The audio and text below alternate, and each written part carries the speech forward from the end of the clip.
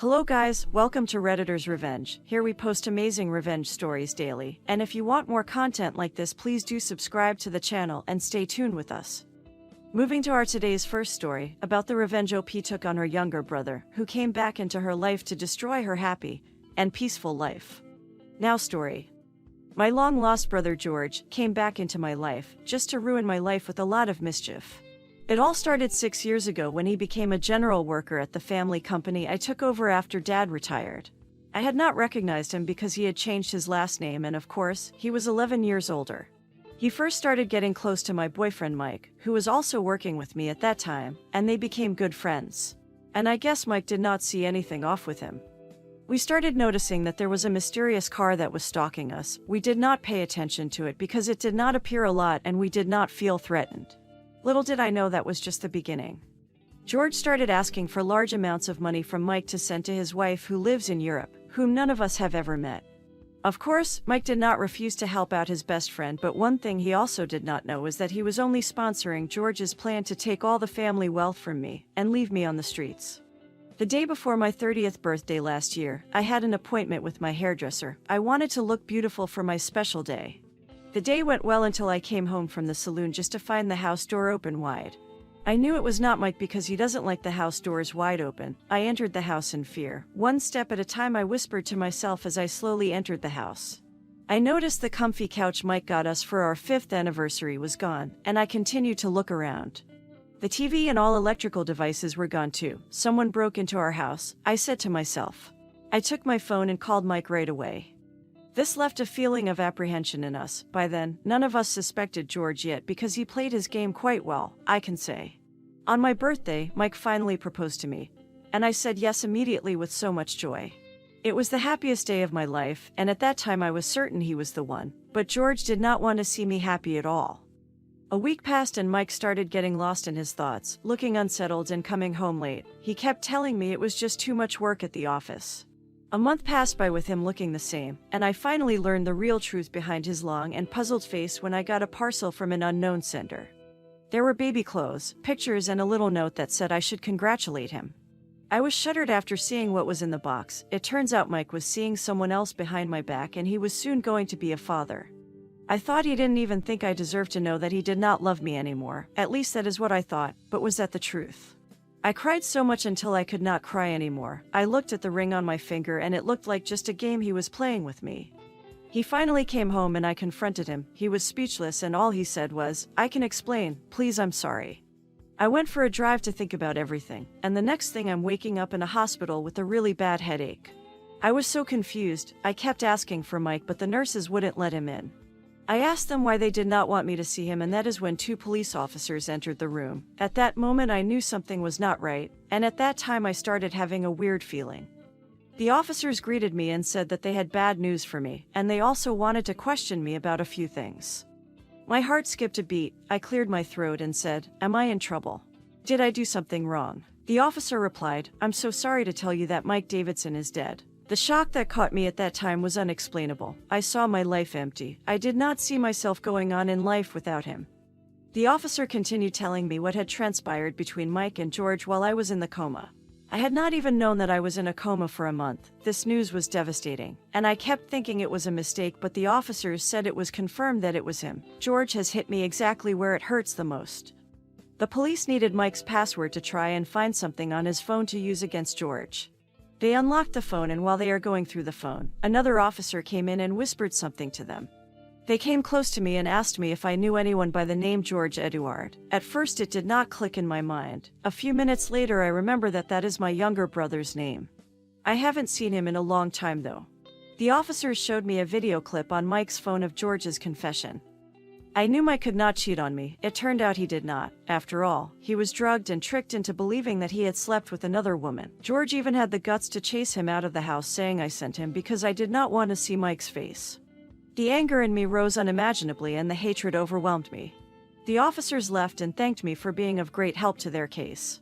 A week passed, physically healing but emotionally drowning in sadness, anger, and hatred. I was then discharged, and at that point, I started thinking of how to avenge Mike's death. I wanted to see George suffer, not only in prison. I wanted him to remember everything I would do to him and regret it in every way possible. From the hospital, I went to stay at a hotel because Mike was murdered at home and police investigations were still ongoing. At that point, I did not care about how much money I spent. All I wanted was to make my brother pay. I went to visit him in prison and swore to him that I would put him in a prison way worse than the one he was in then.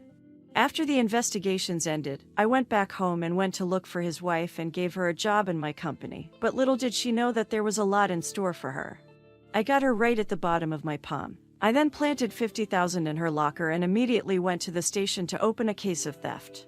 The police then came to investigate the case, and to everyone's surprise, the money was found in her locker.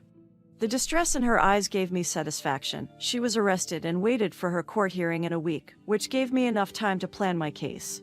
The day of the hearing arrived and I went to court. Luckily, the judge who took up my case was my father's friend, so he ruled in my favor. Like a wise man once said, "It's not about what you know, it's about who you know." I won the case and she was sentenced 10 years in prison. She started shedding tears and saying that she did not do it. To be honest, I did not even feel pity for her. I smiled and took a picture of her as I passed by. That was just the beginning of my revenge, because the void George left in my life could never be filled by anyone. The next day I went to visit him in prison. He walked towards the table I was seated at and gave me a slightly bitter and sarcastic smile. He asked me why I went to visit him. I showed him the picture of his wife in handcuffs, and immediately his face changed. I smiled and said to him, "It looks like your wife is going to prison like her darling husband." I gave her a job at the company and she decided to steal money from me. I winked at the end of my statement to make him think exactly what I want him to. He started boiling in fury and tried to reach for me, and I dramatically screamed for the guards to come running. He was beaten badly for misbehaving. I stood up and smiled at him and told him it was just the beginning. I went home to start thinking of the next part of my revenge. At night I cried myself to sleep as I thought about Mike. Thinking about him gave me more bitterness in my heart to continue what I've started. I've left George looking helpless but not helpless enough, so I started planning to execute the second and last part of my revenge. This was going to end with me in prison if it had gone wrong. It was easier to get to George's wife in prison because of the guard that I paid. 3 months later, I asked him to do more business with me and he agreed with no hesitation. I guess I'm a good businesswoman. I gave him a tetrodotoxin poison to put in her food. When I told him this, he was scared and wanted to back out, but I threatened him that I will report him for the raping of George's wife. He got even more scared and he left with the poison to go and do what I told him. For a moment I doubted he would do it, but after a few hours, he called me to tell me that it was done. I knew that this was going to shatter George forever, not only because he could not see his wife but also because he could not get back at me for it. His wife was then admitted to the hospital. My dear business partner went with her to the hospital to watch her and alert me if something would go wrong. He then called me later in the day to tell me that the doctors diagnosed her with serious paralysis. I smiled and said in sarcasm, "That is so sad." He also said that she lost her baby. That was a surprise to me because I did not know she was pregnant. For a moment there I felt really bad and guilty, but then the thought of Mike came in and the guilt disappeared. I told myself she drugged Mike and made him believe that he slept with her when he did not even touch her. The anger I felt towards her was massive. I felt that she deserved everything that happened to her. This was going to leave George devastated, and the thought of him in pain just made me feel so happy. The thought of him suffering gave me so much satisfaction. I went to visit him to finalize my revenge, and show him that he messed with the wrong person. I wore my most expensive dress there was in my closet to make a majestic finale of my revenge. When I entered the visiting area, everyone looked at me and a police officer offered to walk me to the table I wanted to sit. The guards brought George out to the visiting area and he looked thin and depressed. He sat and told me to just kill him and stop making him suffer. I told him that I'm not a killer like him, but I have anger issues way more than he does. I gave him the news that his wife was poisoned in prison and she will never move again in her life because she is paralyzed. The devastation on his face made me smile brightly, something I have not done ever since Mike died. He asked me, "Are you happy now? Are you satisfied?" I replied to him, "I will never be satisfied. You took the love of my life away from me and you expect me to have mercy on you. No, little brother, life is not a walk in a park. By the way, your wife was pregnant and lost her baby. To be honest, that is the only thing I am sorry about, but not to you. To that little child that was going to be born by killers." I continued to say, "Your real parents left you at that orphanage because they already knew what kind of monster you would grow into. And I'm so angry at my parents for being charmed by a demon like you, but I'm angrier that I had to share my loving parents with you. You deserve to die and burn in hell." I shaded a tear and wiped it away. I could see fear in his eyes, his hands even started shivering. George has never seen this side of me before, even though I did not know that the beast in me would one day be unleashed. I had enough fun and I had to start healing and get back to work soon. I stood up and said, "See you in hell, little brother," and I left. George had destroyed my relationship and even took my fiancé away from me. I did not make up with him, let alone say goodbye. George created the beast I was then. A few weeks later, I received a call from the station that George had committed suicide. The shock hit me because I did not expect him to give up that easily. I thought he would send someone to hurt me or even kill me. I just didn't think he would feel so helpless and hopeless to end his life. Since his wife was paralyzed and I'm the only relative he had, I was asked if I wanted to give him a proper burial. I decided to donate his body to science. At least his useless body was going to be used for something helpful for all humans' benefit. He destroyed my life. I felt it was the end of the world for me, but I got him back so bad that he ended up killing himself, so I guess this statement about karma is true after all.